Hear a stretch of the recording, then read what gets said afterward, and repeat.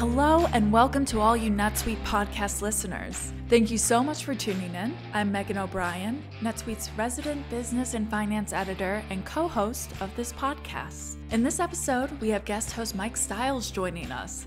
Mike is a veteran podcast host and producer with an extensive background in telling stories about how companies use technology.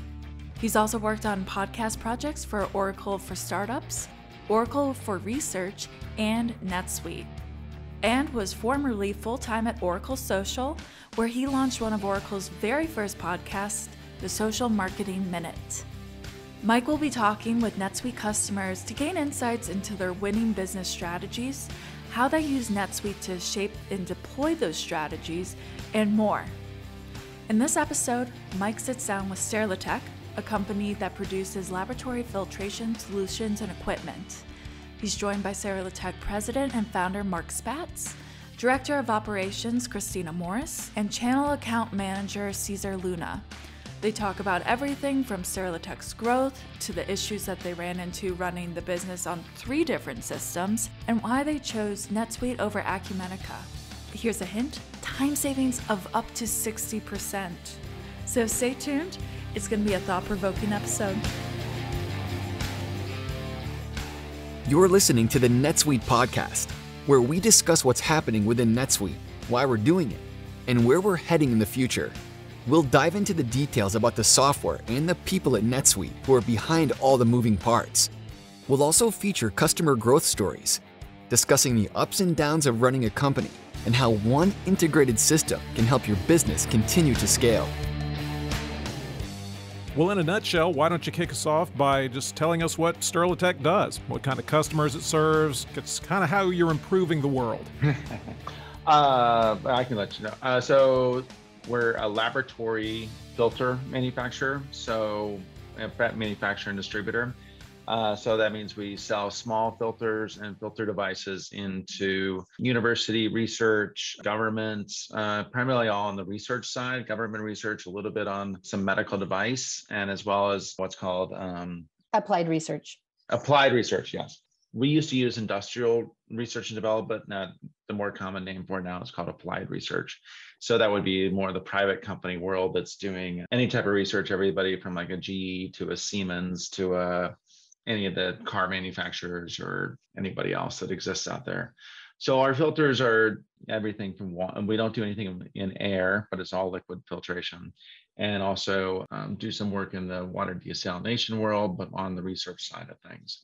Our customers are everything, like I mentioned, from the university land to the applied research people. And then the decision makers will get purchase orders that come through, deal directly with maybe somebody who owns the business, maybe somebody that's an R&D. Those are the primary ones.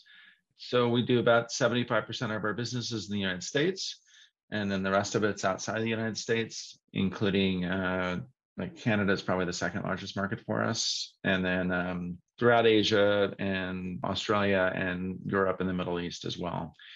Not a lot into South America, and not a lot into Africa in general. A little bit in Africa, not tons.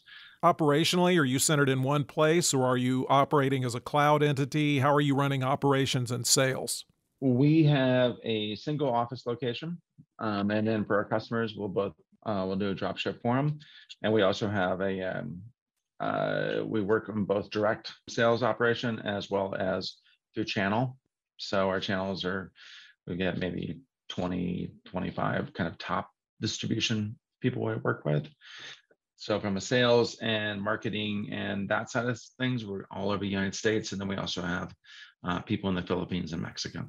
What were you using for inventory and account management before coming upon and considering NetSuite? Because obviously some needs were created. There was some shortcoming, a feeling that you could do this better. What made you start kicking tires, as it were? Well, we started out with QuickBooks. We used QuickBooks all the way through until we switched over to NetSuite. About 10 years ago, probably, we added Fishbowl, and then we had also been using Salesforce. So we had 3 different systems we're working with. All of our sales order entry and everything from items coming from our website to Amazon to other places, we're going directly into Salesforce initially. And then from there, the order was processed and then pushed into Fishbowl. And then Fishbowl would order be completed and shipped. And then it would be transmitted into QuickBooks.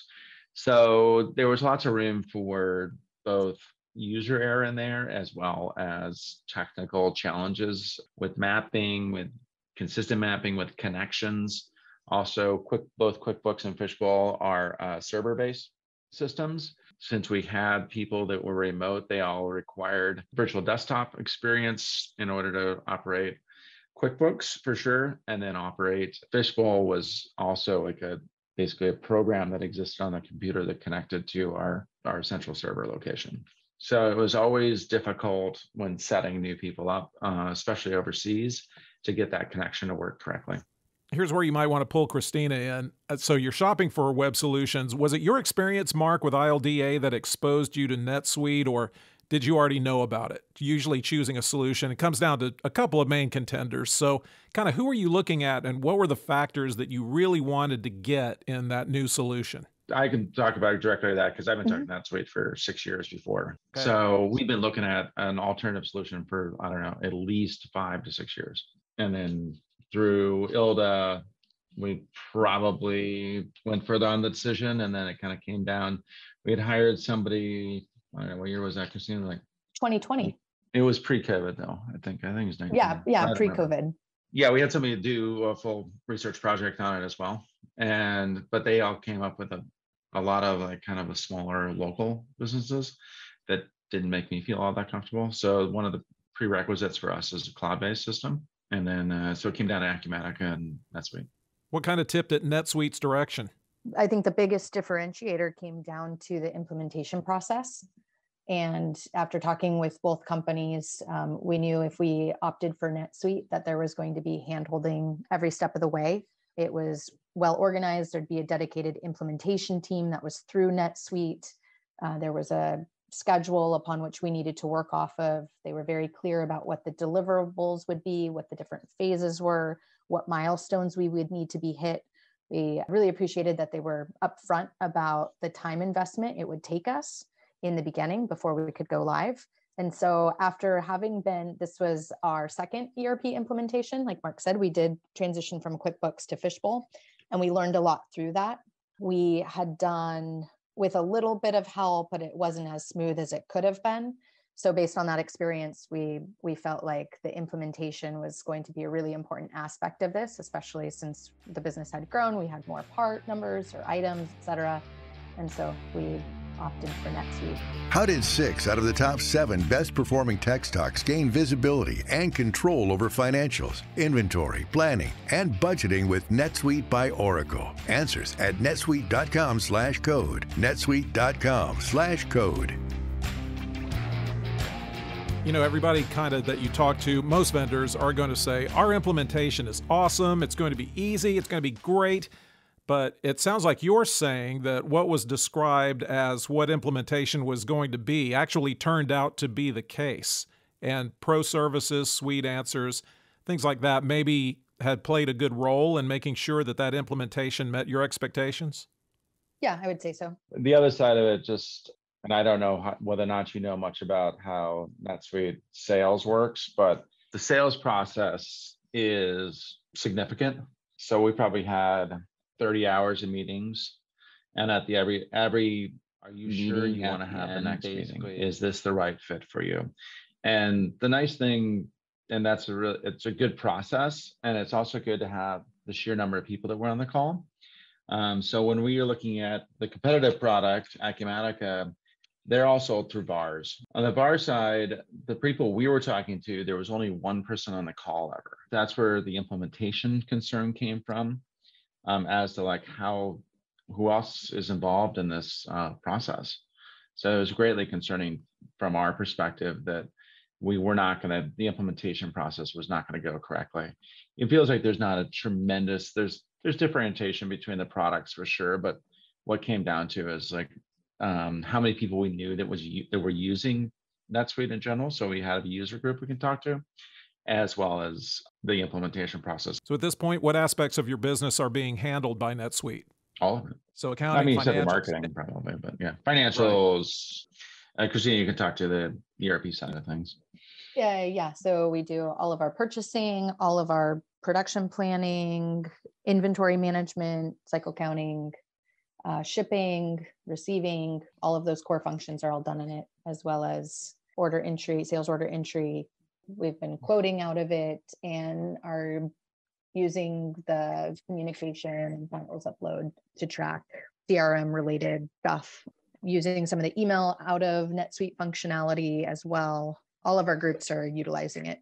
Right. Yeah, and E-commerce connector as well. Yeah, that's where I was going next, actually, is e-commerce connector, specifically just trying to get a feel for it and what ways it kicked it up a notch from Fishbowl, like, what platforms are connected to it, things of that nature. Okay, I can speak to that. So when it comes to the e-commerce integration, we're currently utilizing this for Amazon and Magento, and the value comes into for us that it imports customer information along with the product information. And one of the things that we've been working on has been the integration of the inventory and the pricing. So right now we've been utilizing that for identifying what's in stock for Amazon orders, which is critical because we ship in-stock products for that. And you can imagine getting that information imported into NetSuite is highly valuable for the order entry team, because for them, it eliminates a multi-entry step process into clicking buttons and confirming data, as opposed to entering, creating fields. So it makes it a much more streamlined approach that reduces human error. How many active items are in your catalog? Mark, you have better It count was on like that. 3,500 or something like that. Yeah. I mean, Okay. like total items in NetSuite right around 10,000. But in terms of items that are actively sold, it's around 3,500. And it's a 80-10 rule on that one as well, or 90-10 probably. And then how many orders would you process in, say, an average month? 900 or so. Yeah, 45 to 50 a day. So it's somewhere between like 900 and 1,000. Yeah. Depending. And then as far as e-commerce orders, it makes up about half of those coming from our website and Amazon. When you're looking at ERP and thinking about e-commerce connector, what were and what are the metrics that are really important to you? Like, how are you going to judge NetSuite's success? Was it in terms of productivity or time savings? What were you leaning into?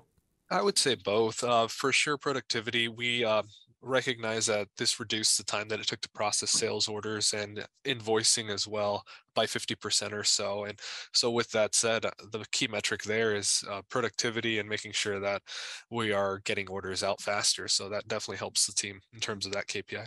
I'll also say, I'll just tell you on the implementation side is so we use an outside consulting firm for our marketing, and they do quite a bit on their primary e-commerce based. So they thought that running the FAR app was by far the easiest connectivity process they'd ever seen into an e-commerce system. I think about people who need to make this shift, who need to get a little more advanced in their ERP system, their technology. There are any number of reasons they don't want to pull the trigger on that or are slow to pull the trigger, maybe concerns or worries about implementation. How much longer could you have gone on just doing it the way you were with Fishbowl and the disconnected platforms? Well, we could have kept going on, but every day we were concerned that the QuickBooks file was going to crash. And I think, Caesar can probably talk to this a little bit about how much time it was taking us per transaction utilizing our previous system compared to what we're doing today. What's the difference in time, Caesar, do you think, between the two and the processing time? Yeah, I would say scalability is kind of the thing that we're alluding to here. Whereas before it took about 20, 30 minutes to enter an order. Now we have it in less than 10.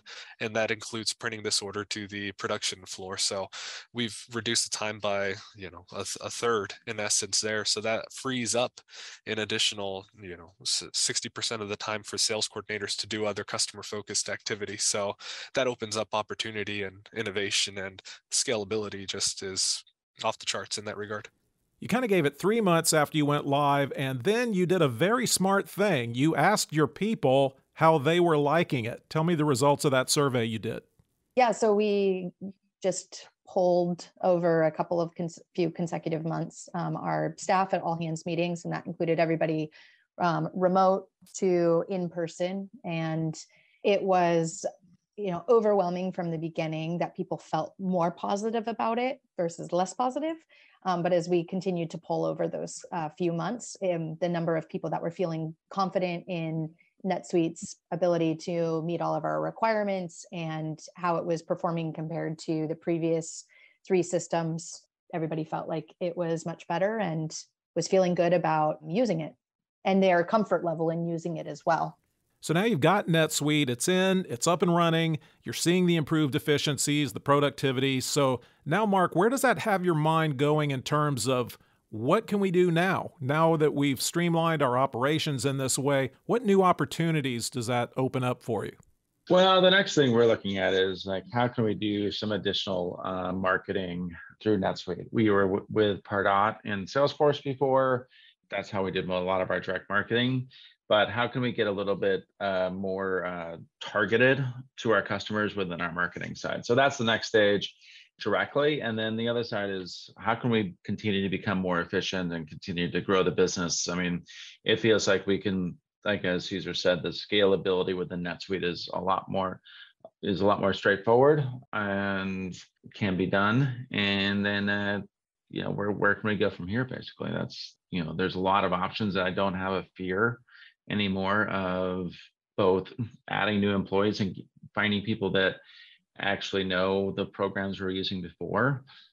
Previously, if we were trying to find somebody to do, work either on the manufacturing side or on the customer service or sales side, we mentioned Fishbowl.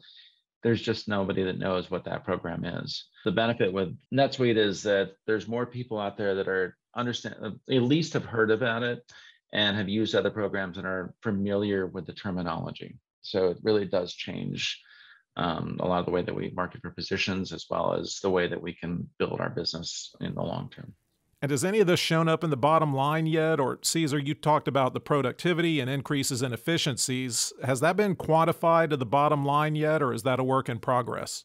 On my end, I would say work in progress in terms of the actual numbers and metrics. Mark may have more insight there, but I know that the time that these sales coordinators are dedicating is a lot more focused and intentional, and it does allow us to do more with those frontline workers, and it's an amazing opportunity for them to think outside of order entry, what else they could be doing in a day, and so that really creates opportunity for leadership to guide and grow that team. So that's been really healthy. And then also wanted to add that the integrations is definitely something to be considering for the future. How email integrates within NetSuite, how phone calls do, chatting. So we're starting to look at how we can get more of those systems to integrate and allow us opportunity to expand what we're doing in that one system idea or format so that we can become more efficient. So I thought that was worth mentioning.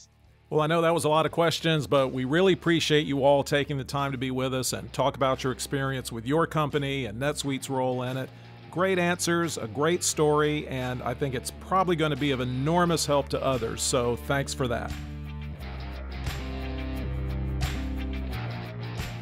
Well, that concludes another fantastic conversation. Thank you for tuning in as we try something a little different on the NetSuite podcast and explore all the ways to get you the insights you want and need for your business. For me, hearing about Sterlitech's journey to NetSuite, especially the team's decision-making process in choosing an ERP system, is particularly interesting. With so many ERP systems on the market, it's helpful to hear about the thought process and the specific criteria that made NetSuite the right choice. Big thanks to our guest host, Mike Stiles, and to Mark, Christina, and Caesar at Sterlitech. And as always, a big thanks to our wonderful editing team at Lampstand and to all of you for tuning in. If you want more episodes just like this one, make sure that you subscribe to our channel and give us a rating and review. Until next time. You just listened to the NetSuite podcast. Be sure to tune in every week with more NetSuite developments, stories, and insights into the benefits of one integrated system to help you run your business.